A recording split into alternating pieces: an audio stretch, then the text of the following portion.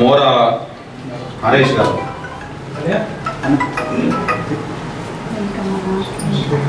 సందుపట్ల చంద్రమౌళి గారు,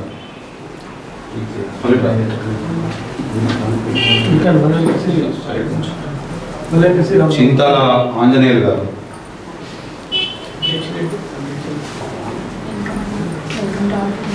చింతల అంజన గారు,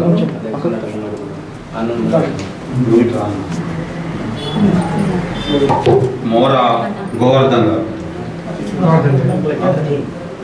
భోగ శ్రీనివాస్ గారు, గాజంగి రవి గారు, భోగ మహేష్ గారు, మోరా రమేష్ గారు,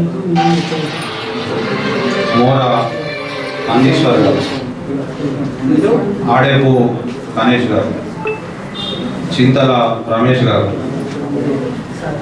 చింతల రాజ్ మల్లేష్ గారు, మోరా నాగరాజ్ గారు,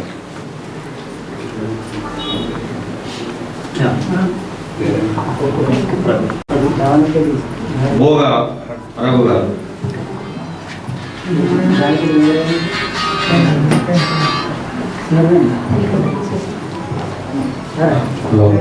మీ అందరికి కూడా బీజేపీ కుటుంబంలోకి స్వాగతం. తిరుపతి సరిపోతున్నా. నరేంద్ర మోడీ గారి నాయకత్వం, నరేంద్ర మోడీ గారి నాయకత్వం, భోగ శ్రావణి గారి నాయకత్వం. భారత్ మాతా కీ జై, భారత్ మాతా కీ జై.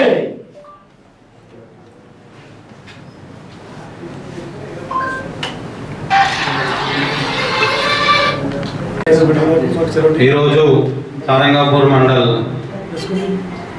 హర్పపల్లి గ్రామానికి చెందిన పద్మశాలి సంఘం అధ్యక్షుడు శ్రీ సాంబారి మల్లేశం గారి ఆధ్వర్యంలో పద్మశాలి సంఘానికి చెందిన యువకులు, పెద్ద మనుషులందరూ కూడా మన భారత ప్రధాని నరేంద్ర మోడీ గారి నాయకత్వాన్ని బలపరుస్తూ మరియు వారి యొక్క ఇంటి ఆడబిడ్డ అయిన మన జగిత్యాల బీజేపీ అభ్యర్థి డాక్టర్ భోగ శ్రావణి గారి నాయకత్వాన్ని కూడా బలపరుస్తూ ఈరోజు వివిధ కాంగ్రెస్ మరియు బీఆర్ఎస్ పార్టీ నుంచి బీజేపీ పార్టీలో జాయిన్ అవ్వడానికి రావడం నిజంగా ఇది చాలా సంతోషకరం.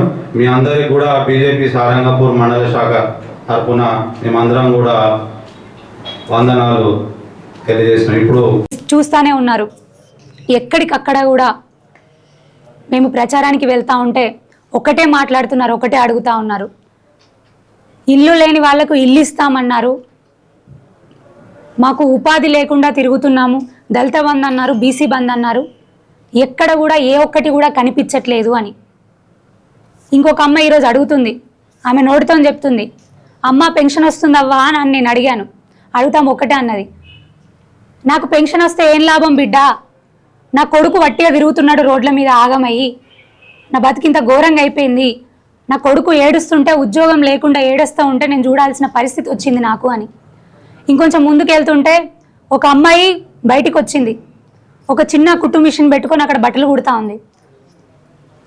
మేడం నేను బీఈడీ చేసినాను, డిఎస్సి రాద్దాం అనుకున్నా, నా పరిస్థితికి ఇట్లా వచ్చింది, ఓ చిన్న మిషన్ పెట్టుకొని కుట్టుకుంటున్నా మేడం, నా పరిస్థితి రోడ్డు మీదకి వచ్చింది అని. అంటే ఈ రాష్ట్రంలో పరిస్థితి ఎట్లా కనిపిస్తూ ఉందంటే యువతకు ఉద్యోగాలు లేక రోడ్డున పడ్డ పరిస్థితి. పాపం ఆడబిడ్డలు పీజీ వరకు చదివినా కూడా వాళ్ళకు ఉద్యోగ అవకాశాలు లేని పరిస్థితి, నిరుపేదలు ఉండడానికి ఇల్లు లేని పరిస్థితి, పాపం బడుగు బలహీన వర్గాలు వాళ్ళ కాళ్ళ మీద వాళ్ళు బతుకుతామంటే ఆర్థికంగా ఇంత ఉపాధి లేని పరిస్థితి. కేవలం ఉత్త మాటలు అరచేతిలో వైకుంఠంలాగా కనిపిస్తుంది. ఈ రోజున ప్రతి పల్లె తిరిగితే నేను ఇక్కడ ఉన్నటువంటి బీఆర్ఎస్ నాయకులను ఒకటే అడుగుతా ఉన్నాను, ఒక్కసారి మీరు పల్లెన తిరిగినప్పుడు బీఆర్ఎస్ ఎమ్మెల్యే అభ్యర్థులు గారు మీరు తిరుగుతూ ఉన్నారు ఎక్కడికక్కడ, ఒక్కసారి మీరు పోయిన ప్రతి ఊరి దగ్గర ఒక్క శ్వేతపత్రం రిలీజ్ చేయండి. కేంద్ర ప్రభుత్వం నుంచి ఎన్ని నిధులు వచ్చాయో మేము ఇస్తాం మీకు, ఆ ఊర్లో మీ రాష్ట్ర ప్రభుత్వం నుంచి ఎన్ని నిధులు వచ్చాయి ఒక్క శ్వేతపత్రం రిలీజ్ చేసి ఆ ఊర్లోకి పోండి. అదేవిధంగా కాంగ్రెస్ పార్టీ ఎమ్మెల్యే అభ్యర్థి గారిని మేము అడుగుతా ఉన్నాం, ఈ రోజున ఆల్రెడీ మీకు ఒక పదం ఉంది, అయినా ఇంకో పదవి మళ్ళీ నాకు కావాలని మీరు తిరుగుతూ ఉన్నారు. సరే, మీ హయాంలో మీరు ఏమేం చేశారు? అభివృద్ధి ఎంత చేశారో ఒక్కసారి చెప్పండి. ఎందుకంటే ఇప్పుడు చాలామంది మాట్లాడుతూ ఉన్నారు, మేము పుట్టినప్పటి నుంచి గదే జగిత్యాలని చూస్తున్నాం, ఇప్పటికి కూడా గదే జగిత్యాలని చూస్తూ ఉన్నామని.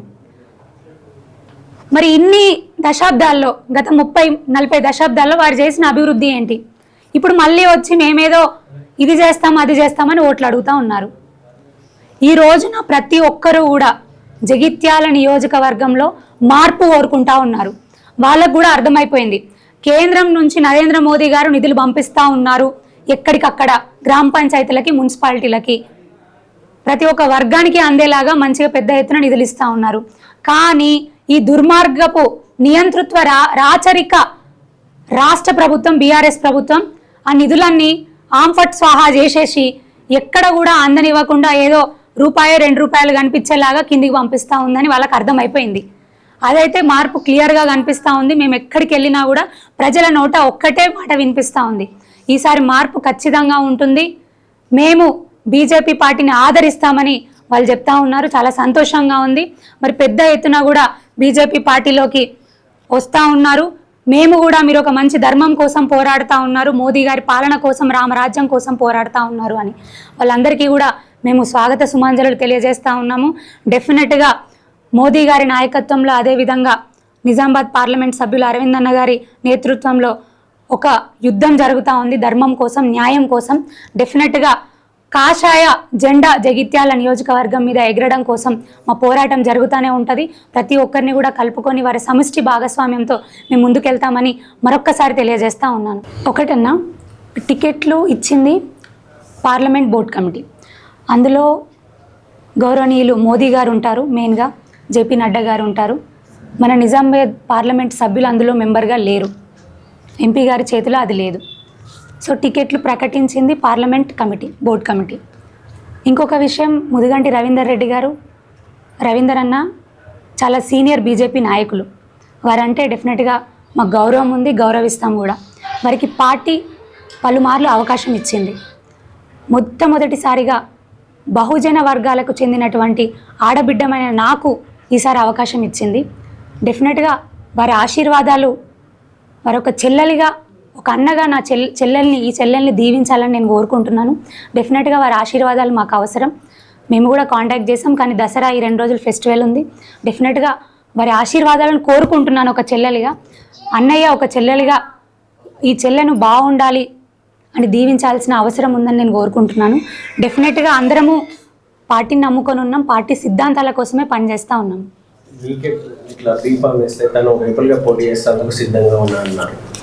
అదే చెప్తున్నాను కదన్నా, మొదటిసారిగా ఒక బహుజన వర్గాలకు చెందినటువంటి ఆడబిడ్డకు అవకాశం వచ్చింది. ఒక అన్నగా తనని నేను గౌరవిస్తున్నాను, సీనియర్ నాయకులు కూడా.